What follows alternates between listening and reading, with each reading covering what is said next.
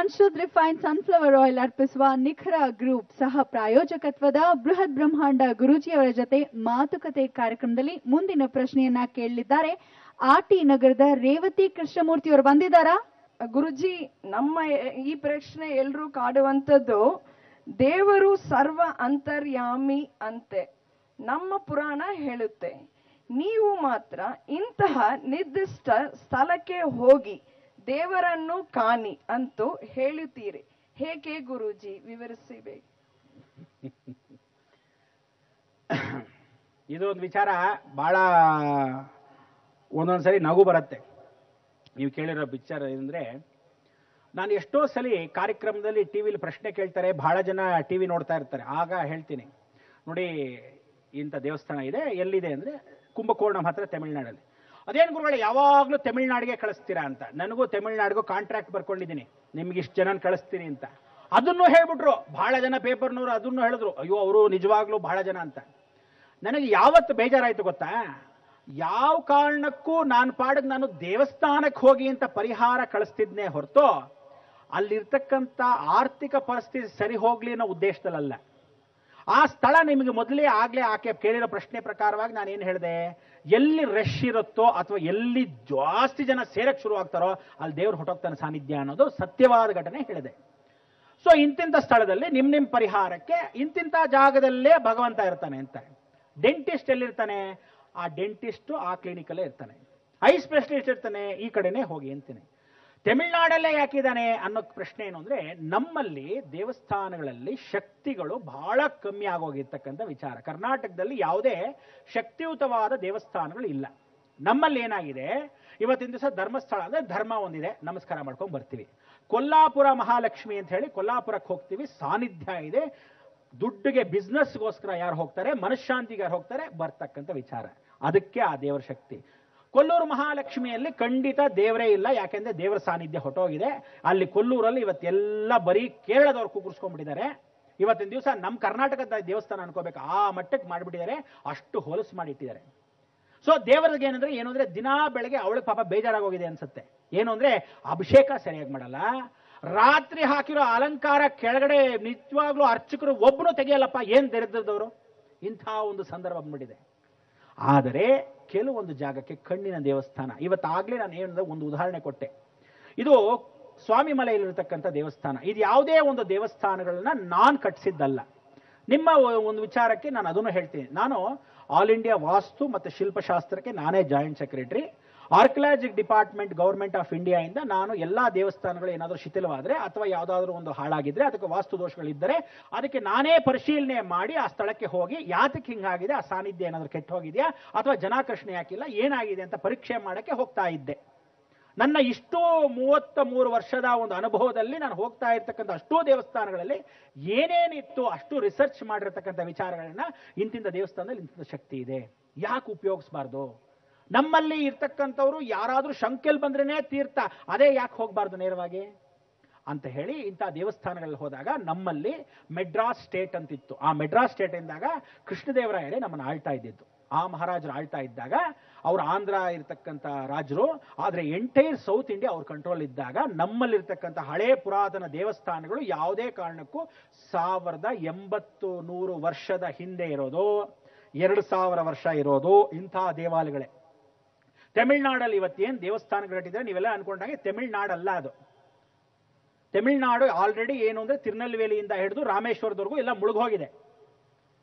ಕನ್ನಡ ಅಂದ್ರೆ ಏನ್ ನಾವು ಅಂತೀವಿ, ಕಣ್ಣು ಎಲ್ಲಿ ನೋಡುತ್ತೋ ಅಲ್ಲಿವರೆಗೂ ನಡ ಅಂತಲೇ ನಮ್ಮೆಲ್ಲ south India. That is lord plateau land of India. ಇದು ಸತ್ಯ.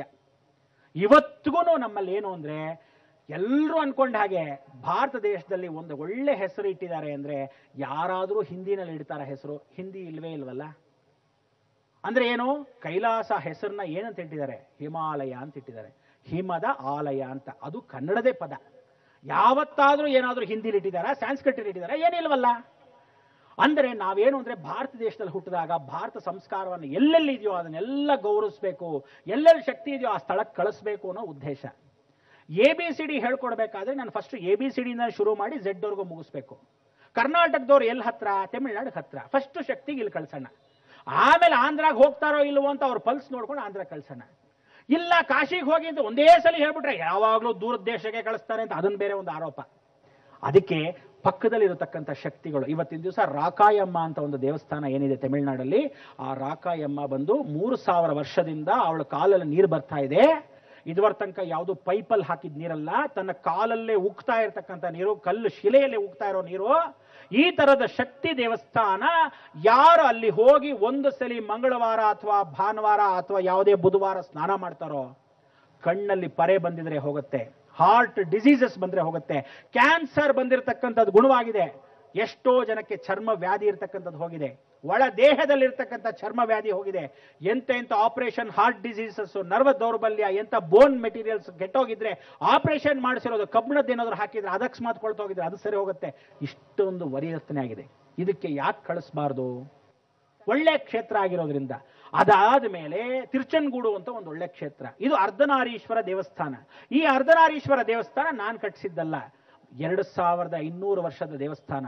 ನೀವು ನಂಬುತ್ತೀರೋ ಬಿಡ್ತೀರೋ, ಒಂದು ಹೆಣವನ್ನ ಇವತ್ತೊಂದು ದಿವಸ ಹೊರಗಡೆ ಬಿಸಾಕಿದ ತಕ್ಷಣ ಏನಾಗುತ್ತೆ, ಮಣ್ಣಿಂದ ಆಚೆ ಹುಳಗಳು ತಿನ್ನುತ್ತೆ, ಬಹಳ ಚೆನ್ನಾಗಿ ತಿಂದು ಖಾಲಿ ಮಾಡಿಬಿಡುತ್ತೆ. ಆದರೆ ಆ ತಿರುಚನಗೂಡಲ್ಲಿರ್ತಕ್ಕಂಥ ಅರ್ಧನಾರೀಶ್ವರ ಎಷ್ಟು ಚೆನ್ನಾಗಿದೆ ಅಂದ್ರೆ 6.5 ಅಡಿ ವಿಗ್ರಹ. ಈ 6.5 ಅಡಿ ವಿಗ್ರಹ ಬಲಭಾಗದಲ್ಲಿ ಪೂರ್ತಿ ಎತ್ತಿನ ಮೂಳೆಯಲ್ಲಿ ಮಾಡಿರೋದು. ಯಾವುದೋ ಎತ್ತಿನ ಮೂಳೆಯಲ್ಲಿ. ಎಡಭಾಗದಲ್ಲಿರ್ತಕ್ಕಂಥ ವಿಗ್ರಹ ಯಾವುದೋ ಕುದುರೆ ಮೂಳೆಯಲ್ಲಿ ಮಾಡಿರತಕ್ಕಂಥದ್ದು. ಕೈಯಲ್ಲಿರೋ ತ್ರಿಶೂಲ ಯಾವುದರಲ್ಲಿ, ಆನೆ ಮೂಳೆಯಲ್ಲಿ ಮಾಡಿರತಕ್ಕಂಥದ್ದು. ಇಂಥ ಒಂದು ವಿಗ್ರಹ ನಿಮ್ಮ ಕರ್ನಾಟಕದಲ್ಲಾಗ್ಲಿ ಯಾವುದೇ ಭಾರತ ದೇಶದಲ್ಲಾಗಲಿ ತೋರಿಸಿ, ಅದು ಇವತ್ತವರೆಗೂ ಯಾವ ಹುಳೆ ಉಪ್ಟೆ ಏನೂ ತಿಂದಿಲ್ಲ. ಎಷ್ಟು ದೈವ ಶಕ್ತಿಯಲ್ಲಿದೆ. ಗಂಡ ಹೆಂಡತಿ ಯಾರಾದ್ರೂ ಜಗಳ ಮಾಡಿದ್ರ, ಡೈವರ್ಸ್ಗಳಾಯ್ತಾ, ಅದನ್ನೆಲ್ಲ ಸರಿ ತಿದ್ದುಪಡಿಸೋದು ಆ ತಿರುಚನಗೂಡೆ. ಇವತ್ತಿನ ದಿವಸ ಮೂಳೆ ವ್ಯಾಧಿಗಳು ಏನ್ ಬೋನ್ ಮ್ಯಾರೋ ಅಂತ ಡಾಕ್ಟರ್ ಹೊಡ್ಕೊಂತಿದ್ದಾರೆ, ಅವರು ಅಲ್ಲಿ ಹೋಗಿ ಕಾಲಲ್ಲಿ ನೀರು ಉಗ್ತಾ ಇದೆ ಈಶ್ವರನಿಗೆ, ಅದನ್ನ ಒಂದು ಸಲ ನೀರು ಕುಡಿದ್ರೆ ಬೋನ್ ಮ್ಯಾರೋ, ಬೋನ್ ನೋವುಗಳು ಇವತ್ತು ಮಾಯವಾಗತ್ತೆ. ಮಾಯ ಆಗಿದೆ ಸತ್ಯವಾಗಿ ಎಷ್ಟೋ ಜನಕ್ಕೆ. ಇಂಥ ಒಂದು ಮಹಾಕ್ಷೇತ್ರ. ಎಷ್ಟೋ ದಿವಸಕ್ಕೆ ಸುಮ್ಮನೆ ಒಂದು ಇಟ್ಟಿರೋ ಹಲಸದ ಅನ್ನ ವಾಸನೆ ಹೊಡೆಯುತ್ತೆ. ಈ ಮೂಳೆಗಳು ಮಾಡಿರತಕ್ಕಂಥ ವಿಗ್ರಹ ಸತ್ಯವಾಗಿ ಇವತ್ತು ಜೀವಂತವಾಗಿ ಕಣ್ಣು ಮುಂದೆ ನೋಡಬಹುದು. ಅದನ್ನ ಸಾಕ್ಷಿ ರೂಪವಾಗಿ ನೋಡಿದಾಗ ನಾವು ಬೇರೆ ಊರಿಗೆ ಕಳಿಸ್ತೀವಿ ಅನ್ಕೊಂತೀವ? ಇಲ್ಲ. ಜಗತ್ತಲ್ಲಿ ಇವತ್ತಿನ ದಿವಸ ದೊಡ್ಡ ದೇವಾಲಯ ಯಾವುದು ಅಂತ ಕೇಳಿದ್ರೆ ಯಾರು ಹೇಳಕ್ ಸಾಧ್ಯ ಇಲ್ಲ. ಇವತ್ತಿನ ದಿವಸ ಗಿನ್ನಿಸ್ ರೆಕಾರ್ಡ್ ಹೊಂದಿರತಕ್ಕಂಥ ಅಪರೂಪದ ಬಹಳ ದೊಡ್ಡ ದೇವಾಲಯ ಆಗಿರ್ತಕ್ಕಂಥದ್ದು ಅಳಗರ್ ಕೋವಿಲ್. ಜಾಸ್ತಿ ದೊಡ್ಡದೇನಿಲ್ಲ. ಗರ್ಭಗುಡಿಗೂ ರಾಜಗೋಪುರಕ್ಕೂ ಬರೀ 1.5 ಕಿಲೋಮೀಟರ್ ಅಷ್ಟೇ. ಗರ್ಭಗುಡಿಗೂ ರಾಜಗೋಪುರಕ್ಕೆ ಬರೀ 1.5 ಕಿಲೋಮೀಟರ್. ಈ ದೇವಸ್ಥಾನ ಹೆಂಗಿದೆ? ಹೇಗಿದೆ ಅಂದ್ರೆ ಆಕಾರವನ್ನ ನೀವು ಯಾವತ್ತೂ ಸುಮ್ಮನೆ ಒಂದು ಬೆಟ್ಟ ನೋಡ್ಬಿಡ್ಬಾರ್ದು. ಯಾವುದೇ ಒಂದು ದೇವಸ್ಥಾನ ಹೋದ್ರೆ ಸುಮ್ಮನೆ ಹಂಗೆ ನೋಡ್ಕೊಂಬರ್ಬಾರ್ದು, ರಿಸರ್ಚ್ ಮಾಡಬೇಕು. ಅದನ್ನ ಹೇಗೆ ಅಂತ ನೋಡ್ಬೇಕು. ಆ ದೇವಸ್ಥಾನ ಇರೋದೇ ಹೇಗೆ, ಇಷ್ಟು ದೊಡ್ಡ ಹಾವು 3 ಸುತ್ತು ಹಾಕೊಂಡಿದೆ. ಈ ಹಾವಿನ ಕೊನೆಯ ಭಾಗ ಅಂದ್ರೆ ಇಲ್ಲಿ ಏನಿದೆ, ಇಲ್ಲೇ ವೆಂಕಟೇಶ್ವರ ಇದ್ದಾನೆ. ಅಳಗರ್ ಅಂದ್ರೆ ವೆಂಕಟೇಶ್ವರ, ಅಲಂಕಾರ ಪೆರಮಾಳ್ ಅಂತ ಕರೀತಾರೆ. ಈ ಕೊನೆ ಭಾಗದಲ್ಲಿ ಗರ್ಭಗುಡಿಯ ರಾಜಗೋಪುರ ಇದೆ. ಇಲ್ಲಿಗೂ 1.5 ಕಿಲೋಮೀಟರ್. ಹಾವು ಹೀಗಿದ್ದಾಗ ಇಲ್ಲಿ ರಾಕಾಯಮ್ಮ, ಕಂಠದಲ್ಲಿ ಸಾಕ್ಷಾತ್ ಸುಬ್ರಹ್ಮಣ್ಯ. ಇಂಥ ಒಂದು ಕ್ಷೇತ್ರ, ಎಷ್ಟು ದೊಡ್ಡ ದೇವಾಲಯ ಆಗಿರ್ತಕ್ಕಂಥ ಮಹಾಕ್ಷೇತ್ರಕ್ಕೆ ಯಾರಾದರೂ ಹೋಗಿ ಬರ್ತಾರಾ? ಯಾರೂ ಹೋಗಿ ಬಂದಿಲ್ಲ.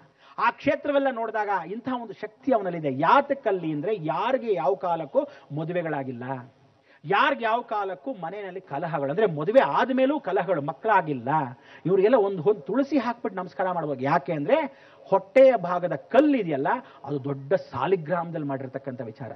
ಅಂಥ ಒಂದು ಸಾಲಿಗ್ರಾಮ. ಆ ಸಾಲಿಗ್ರಾಮದಿಂದ ಹೊಟ್ಟೆ ಹೊಕ್ಕಳಿಂದ ನೀರು ಬರ್ತಾ ಇರುತ್ತೆ.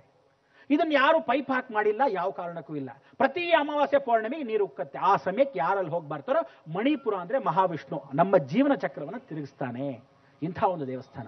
ತಿರುವಾರೂರು ಅಂತಕ್ಕಂಥ ದೊಡ್ಡ ಕ್ಷೇತ್ರ ಅಂತಿದೆ. ಇವತ್ತಿನ ದಿವಸ ಆ ದೊಡ್ಡ ಕ್ಷೇತ್ರ, ಜಗತ್ತಲ್ಲೇ ದೊಡ್ಡ ಕ್ಷೇತ್ರ ಅಂದ್ರೆ ಜಾಸ್ತಿ ಏನಿಲ್ಲ, 27 ರಾಜಗೋಪುರಗಳಿದೆ. ಇಷ್ಟು ರಾಜಗೋಪುರಗಳು ಕಲ್ಲದೇ ಆಗಿದೆ. ಕಲ್ಯಾಣಿ ಎಷ್ಟಪ್ಪ ದೊಡ್ಡದಾಗಿರ್ಬೋದು? ನಿಮ್ಮಲ್ಲಿ ಕಲ್ಯಾಣಿ ನೋಡ್ಬೋದು. ಸಾಧಾರಣವಾಗಿರ್ತಕ್ಕಂಥ ಕಲ್ಯಾಣಿ ಜಗತ್ತಲ್ಲೇ 2ನೇ ಕಲ್ಯಾಣಿ. ಒಂದು ನಾನು ಶ್ರೀಲಂಕಾಲಿ ಕಾರ್ಯಕ್ರಮ ತೋರಿಸುವಾಗ ಹೇಳಿದ್ದೆ, ಅದು ರಾವಣ ಕಟ್ಟಿದ ಕಲ್ಯಾಣಿ. 2ನೇದು ಮನುಷ್ಯ ಮಾಡಿರ್ತಕ್ಕಂಥ ರಾಜ ಮಹಾರಾಜರ ಕಾಲ ಮಾಡಿರ್ತಕ್ಕಂಥ ಕಲ್ಯಾಣಿ. ಈ ಕಲ್ಯಾಣಿ ಜಾಸ್ತಿ ಏನಿಲ್ಲ, 35 ವಿಶೇಷವಾಗಿರ್ತಕ್ಕಂಥ ಎಕರೆಯಲ್ಲಿ ಮಾಡಿರ್ತಕ್ಕಂಥ ಕಲ್ಯಾಣಿ. ಮಧ್ಯದಲ್ಲಿರ್ತಕ್ಕಂಥ ಮಂಟಪ ಜಾಸ್ತಿ ಏನಿಲ್ಲ, ಬರೀ 2 ಎಕರೆ ಮಂಟಪ. ಇಷ್ಟು ದೊಡ್ಡ ದೇವಾಲಯ. ಇದರಲ್ಲಿ ಪಾರ್ವತಿ ಏನ್ ಹೇಳ್ತಾಳೆ, ಕಲಿಯುಗ ಮುಗಿಯೋಷ್ಟರಲ್ಲಿ ಇದು ಪೂರ್ತಿ ರಕ್ತವಾಗತ್ತೆ ಅಂತ. ಇವತ್ತಿಗೂ ಸತ್ಯ. ಆ ದೇವಸ್ಥಾನಕ್ಕೆ ಯಾರು ಹೋಗಿ ಬರ್ತಾರೋ, ಖಂಡಿತವಾಗ್ಲೂ ಕಣ್ಣಿಲ್ದಿರ್ತಕ್ಕಂಥ ನವಗ್ರಹಗಳು ಇವತ್ತಿಗೂ ಅಲ್ಲಿ ನೇರವಾಗಿ ದಿಟ್ಟಿದೆ. ಕಣ್ಣಿಲ್ದಿದ್ದವ್ರಿಗೆ ಕಣ್ಣು ಬರುತ್ತೆ. ಬೆನ್ನು ಬೋನ್ನಲ್ಲಿ ಅಕಸ್ಮಾತ್ ಸ್ಪೈನಲ್ ಕಾರ್ಡ್ ಏನಾದರೂ ಆಪರೇಷನ್ ಆಗಿದೆ, ಅಥವಾ ಮಲ್ಕೊಳಕ್ಕಾಗಲ್ಲ, ಯಾವಾಗಲೂ ನೋವ್ತಾ ಇದೆ, ಅಥವಾ ಬೆನ್ನು ಇದೆ, ಇಂಥವ್ರಿಗೆ ಇಲ್ಲಿ ಹೋಗಿ ನವಗ್ರಹಕ್ಕೆ ಶಾಂತಿ ಮಾಡಿ ನಮಸ್ಕಾರ ಮಾಡೋದೇ ಆ ಪಾರ್ವತಿ ದೇವಿಗೆ ಅಷ್ಟು ಶಕ್ತಿ ಇದೆ. ಇಂಥ ದೇವಸ್ಥಾನಗಳು ಬಹಳಷ್ಟಿದೆ.